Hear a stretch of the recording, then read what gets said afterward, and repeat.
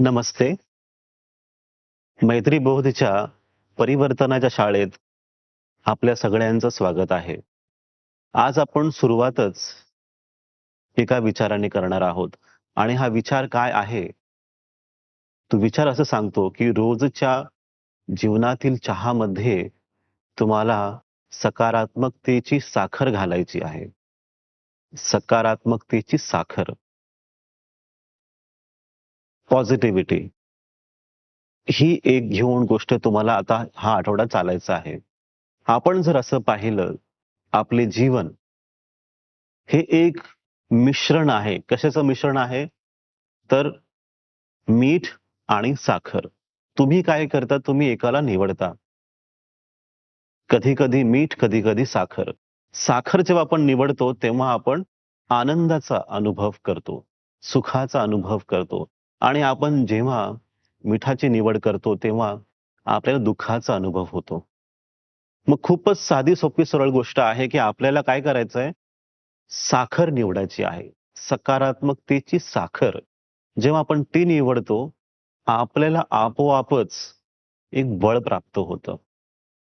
निर्णय घेण्यासाठी फारच सोपं होऊन जातं, की मला करायचंय काय, नेमकं कसं करायचंय?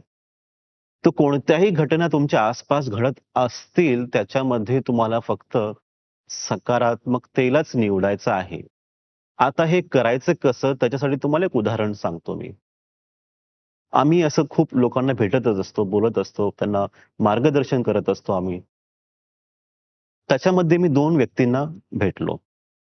आता ह्या 2 व्यक्तींचे अनुभव तुम्ही ऐकून घ्या.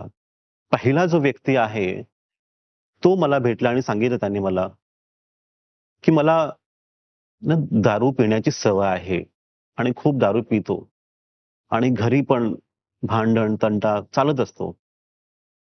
पत्नी आहे, मुलं आहेत, आई-वडील आहेत, पण कोणावरती लक्ष नाहीये. घरात पण अस्थिरता, खूपच त्रास आणि स्वतःही काम करत नाही, नोकरी नाही आहे.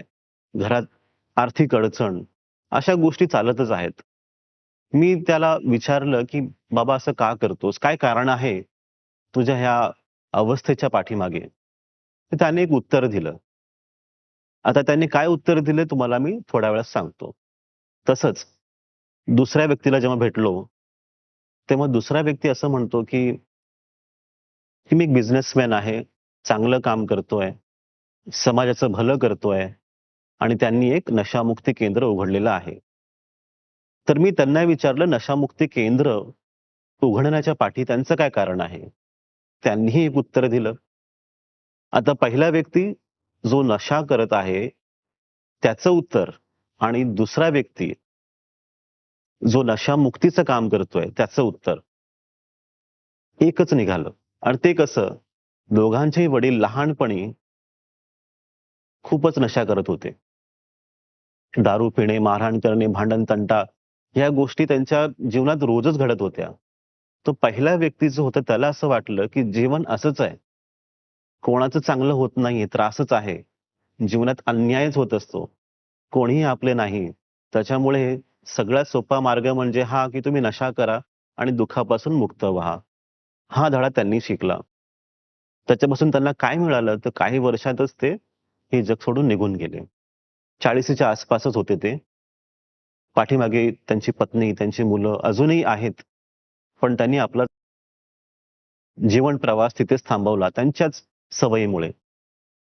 दुसरा व्यक्ती तेच म्हटला, की लहानपणी वडील दारू पीत होते, नशा करत होते, घरी भांडण-तंटा, अस्थिरता, अशांती. पण त्यावेळेस एक निर्णय घेतला, की मी मोठा झाल्यानंतर मी हे नेमकंच करणार नाही. मी दारूला कधीही हात लावणार नाही, हे त्यांनी त्यांच्या जीवनात ठरवून घेतलं, की मी असे काम करेल जेणेकरून ज्यांना नशा लागली आहे, त्यांना त्या नशेपासून दूर ठेवण्याचा प्रयत्न करेल.